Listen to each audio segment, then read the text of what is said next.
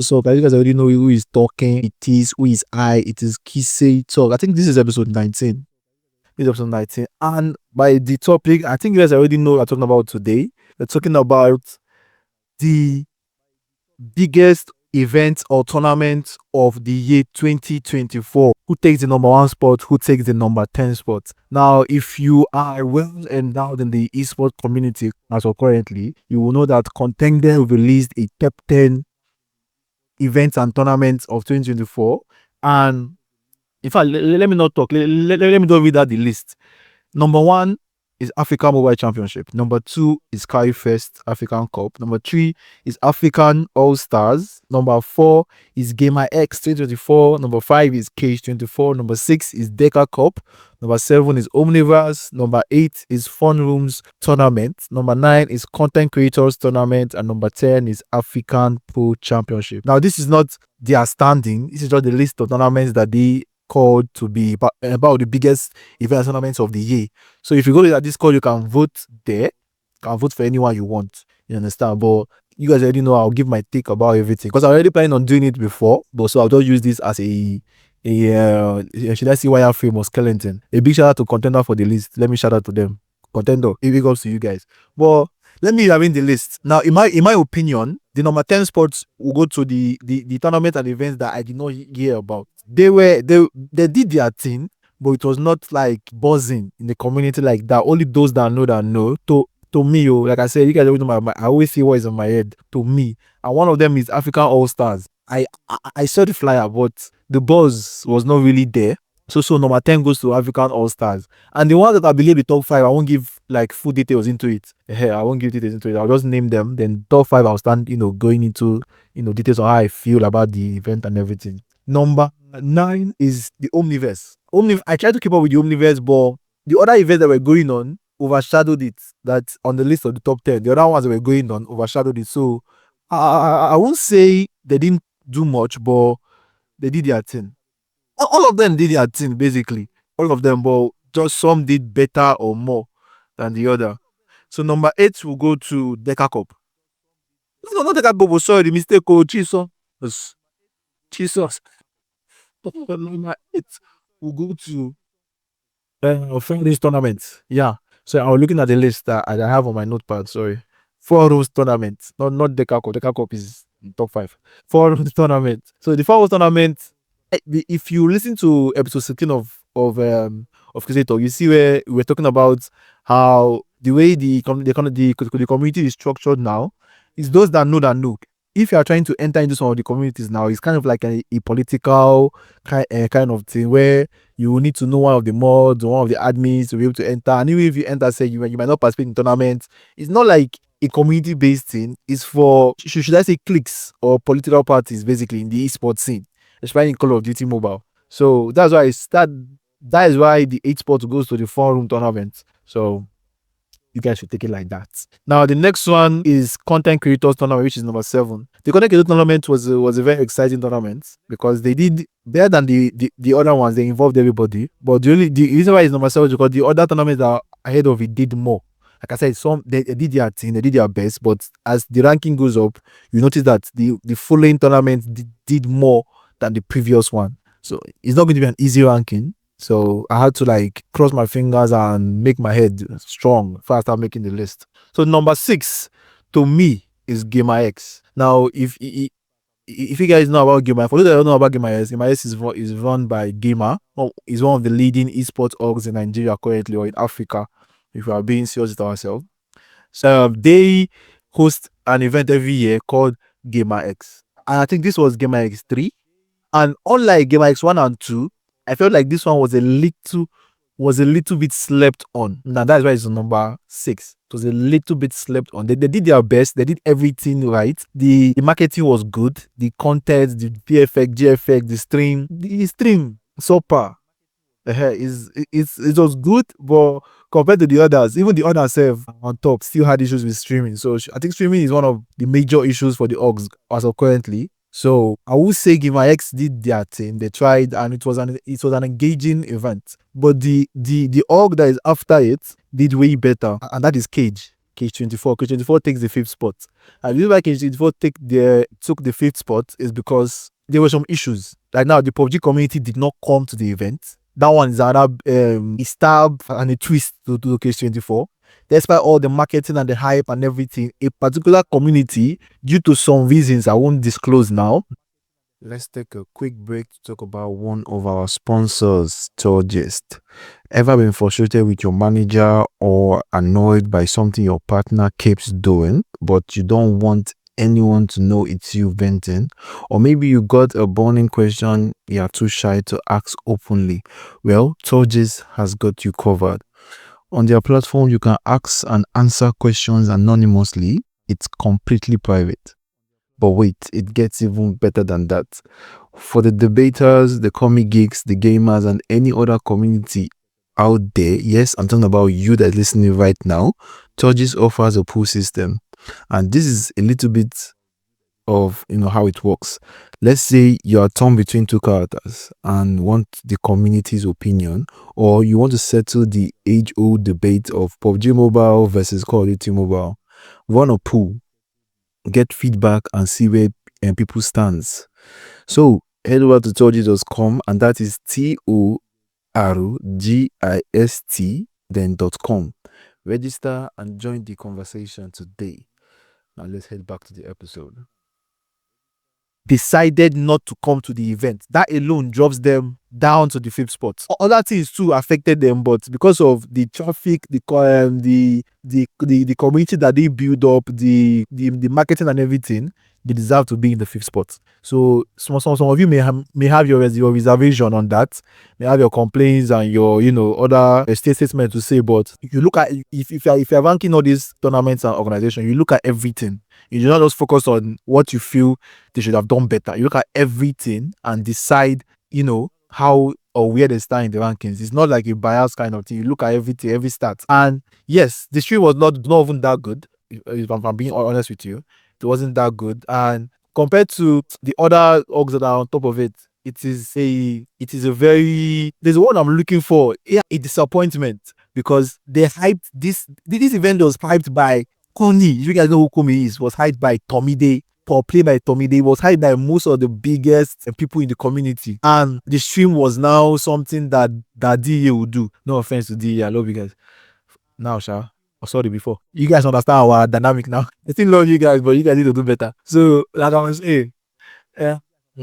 The hype around it didn't match all they gave out to the community, and that was the issue I had with Cage 24.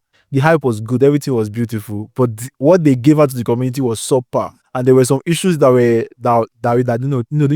came into my DMs, which we discussed about most of them on some lives, and yeah, I'll take all that in another episode. So you guys should watch out for that. Now, for the number 4 spot, we have the Deca Cup. Now, the Deca Cup,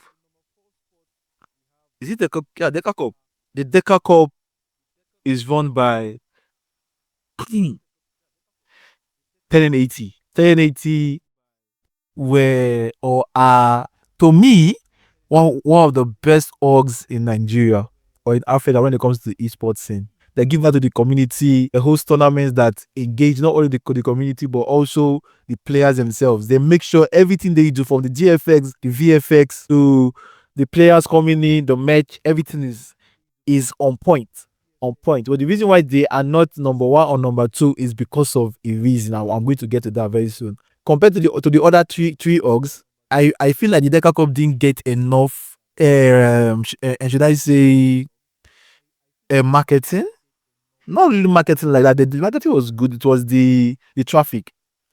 Most people were distracted by other things, and the other things were one of them is related to 1080 also. But you get what I'm trying to say. The Deca Cup was done during when the Carry First Grand Finals were coming up. Which other one again? The PUBG Campus Championship was going on. Special Suicide Squad had their event also going on. Those things were kind of like attached to it. And I was telling someone recently that and then it comes to the esports things, there are so many things you consider when hosting an event and tournament is one you look at your other not competitors but your other people in the same category. If they are hosting a tournament, then you look at the stats from that tournament. If they've done it, if they've started already, you look at the stats. You know how the views, the popularity, and all that before you host your own. Because if theirs is higher than yours, most people are willing to go to their own tournament before they even come to watch you. And when they come, yours is already over. So I feel like the traffic around the Deca Cup was not that hyped around it. That's why they felt that it was being you know publicized, and they had the finals in Lagos where Carl went to cast it and he did some inside shots and everything. Plus, they also involved so many content creators with the I say popcorn, the what they did this hunt that they did with the box and everything. So yeah, the Deca Cup was a very phenomenal event, and that is why it's on the fourth place. A big shout out to Tenenti though. Number four is the APC, the African Pool Championship, and I'm pretty sure I call this thing as number 10. I'm not sure. I'm not sure. But I know it can't be number 10. If I call it as number 10, then I'm sorry about that. I'm so sorry about that. But yeah, African Food Championship is if you listen to the episode before this, you will see the episode before this one is episode 18. Episode 18 or episode 17. I think that's why I said it. I think I mentioned it there, where I said the production for that event was so phenomenal that the other orgs, I would recommend other orgs to follow in the footsteps. Now, like I said, the streaming is one of the big things when it comes to events. The streaming of the whole event was done in a phenomenal way, but at the same time, I felt it could have been done better. The casters were beautiful. The hype, the players, the gameplay, the VFX, GFX, everything was a 10 out of 10. You understand? So the reason why it's number three is because number two and number one, hmm, the others on those two events, they did well, and the African Food Championship didn't just stand a chance. If you look at the stats and everything, a big shout out to Special Suicide Squad for hosting the event, and I'm expecting more from them because there was some little pull, there was a little push and pull from two teams in the African scene, and Special Suicide was one of them. And I feel Special Suicide Squad is one of the teams that we should look at in Nigeria that will join the big dogs when it comes to cast esports, not just gaming, Series 7. So you guys should watch out for them. And yeah, a very big shout out to them. And I think Carl is part of their team. A big shout out to Carl too. He's been pushing the whole Special Suicide content back and front. I think he did a walkthrough of their apartments not too long ago. I think the apartment that they rented also. So a big shout out to Carl. We have to Special Suicide Squad for hosting the African Pool Championship. Now for number two. Now, the reason why this is number two is because I felt it should have with the resources that this particular org has, and with the resources that they were pushing out for the event, they should have done some things way better. But at the same time, they deserve number two spots. If not, if a different person can say no, that they are number one. You get what I'm trying to say, that they are number one. If you look at it from that particular, from the person's angle, he might also be right. Like I said, this is all only based on my own opinion and what I this research and went through myself. So the number two spot goes to the KiseTalks African Cup. And the KiseTalks African Cup was the biggest hype in Africa. So many people were anticipating a grand finals. You get what I'm trying to say? A grand final. So many people were expecting them to show up and show out. You get? And they did. If I'm being honest, they did. Yes, there were some bombs. Like I always say, there will always be bombs. No org and nobody is perfect. Yes, we are expecting this, we are expecting that, but we should always have in mind that there was no how, even if the bomb is not big, there will always be bombs along the way. All you have to do is know how to, get yourself back and move on. So a big shout out to KiseTalks. KiseTalks hosted one of the biggest events in Africa, the KiseTalks African Cup for Call of Duty Mobile. Hey, if someone will come and say, yeah, I did not see Free Fire. Not Free Fire, boys. The KiseTalks African Cup for Call of Duty Mobile, one of the biggest events in Africa in general. The reason why I feel like it's the biggest event is because the other regions that Africa, when it comes to the Call of Duty scene, deserves a spot in the Call of Duty World Championship.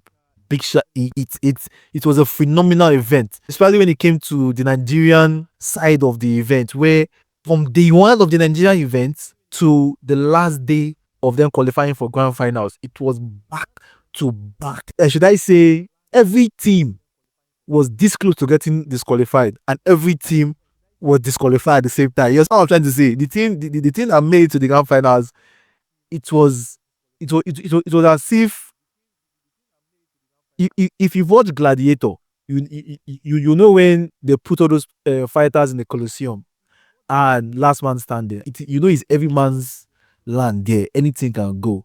The tension, the zeal, the drill of the whole thing.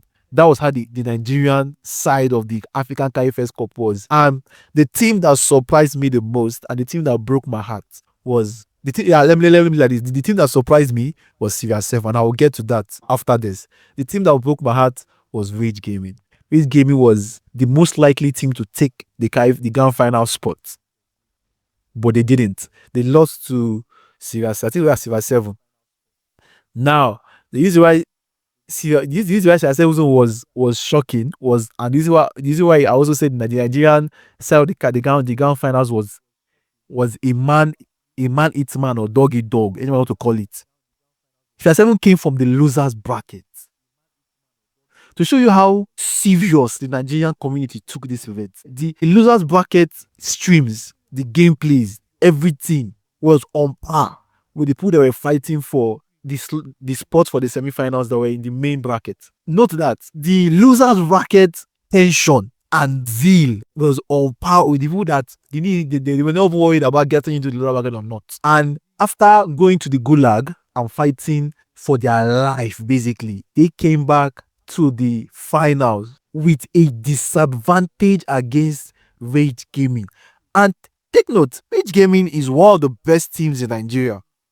One of the best teams, if not the best team in Nigeria. No Africa, I thought to come and hook my neck. You guys already know the team I feel like is the best team in Africa. Where Nigeria, Rage Gaming is the daddy. Not the daddy, but then I would have said they are the daddy because I was full on supporting them. Series 7, you guys are listening. You guys know that I was you guys' neck because I found that you guys, some of you guys players were using tab. I was on you guys' neck. And which gaming they were using phones. I think, yeah, they were all using phones. If they were not using phones, let me know. Because if you come and say, and going into the finals, they had a advantage against Series 7.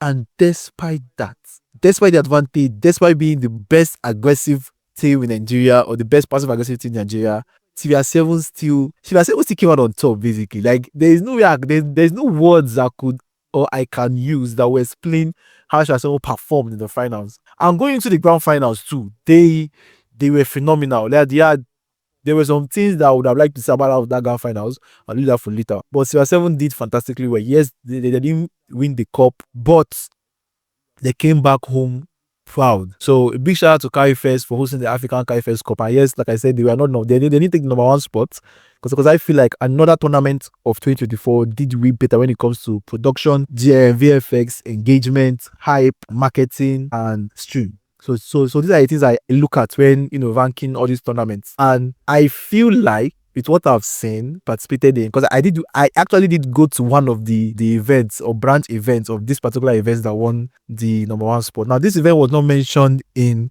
the top 10 list that Contender gave, and I didn't mention it as I was calling the top 10 teams for a reason. But before I say the name of the event, a big shout out to 1080, a big shout out to Rio for an MPL, and a big shout out to the PUBG community. The PUBG Mobile community, because I know these guys that they'll come and say it's not PUBG, it's PUBG Mobile. So a big shout out to the PUBG Mobile community, a big shout out to Vio, and a big shout out to 1080. This tournament is none other than the PUBG Mobile Campus Championship. The event was the community that the PUBG Mobile has, yeah, PUBG community. You guys are something else. You guys are them, basically. So I attended but again, a big shout out to 1080 because I was facing this thing at the middle part of 2024 and also at the almost at the last quarter of 2024. I said that the org should come to Ibadan, host a tournament in Ibadan. You people are going to be surprised. And maybe the God I serve or the esports deity I know, he went and whispered in 1080 ear. And they brought the PUBG Mobile Campus Championship to Nigeria for the Ibadan UI boy, the UI boys basically, and other schools around. And they did not regret it. The file that they use, yeah. Let me paint the picture for you. If you didn't attend the event, yeah, let me paint a little picture for you. The file that they use in that same hall, they were having a tech expo or something. Tech expo. So if you're entering into the whole compound itself, you are going to see the Phoenix banner, the blah blah blah. You also see some of the tech things that you were having. The people that were in that building and the people that came, 80% was for the PUBG Mobile Campus Championship. In that whole building. Yes, I might be exaggerating the whole thing, but I am people were the whole area was filled and people were outside. Chairs were filled up and people were standing. People were willing to stand to participate in that event. And most of them were all PUBG fans. All of them were all PUBG fans. So you should imagine the community, the vibe, the way they carry themselves, the way they brought everybody together. To now make it better, they did it in Ibadan, like where I stay. So you guys know I always hype Ibadan because I feel like the Ibadan community, the Ibadan gaming community or esports community is being slept on. And most orgs are realizing it now. But I think 1080 already realizes, and I'm expecting more from them going forward in 2025. But yeah, the number one org that takes the cake for the best event / tournament of 2024 goes to PUBG Mobile Campus Championship. And before I even conclude the whole thing, I want to say this, and I actually need to go to check my notes for something because there's something I wrote down that was very very specific, and I needed to say this. The casters of the event, the grand finals, yeah. Apparently, I didn't write their name down. I know I wrote it down somewhere, but to start scanning through the whole notes, I should have made like a more detailed names. Okay, I've seen it. Okay. Bear with me. I'm sorry. I'm a little bit disorganized. I'll get my shit together. Don't worry. So the casters of the event, Priest and Otto. These guys reminded me of. I've gotten these two casters for Call of Duty Mobile back in the day. Oh my God, I've gotten their name. I spoke about them recently with one of the CEO of a particular org that will soon start debuting their events very soon in Africa. But I spoke about them with that particular guy, and there's one of the casters that always says, "Are you entertained?" He always asks the viewers, "Are you entertained?" when something big happens. So these two casters, Priest and Otto, my God, they made PUBG fun again for me. What? Like the whole team the whole event made PUBG fun again.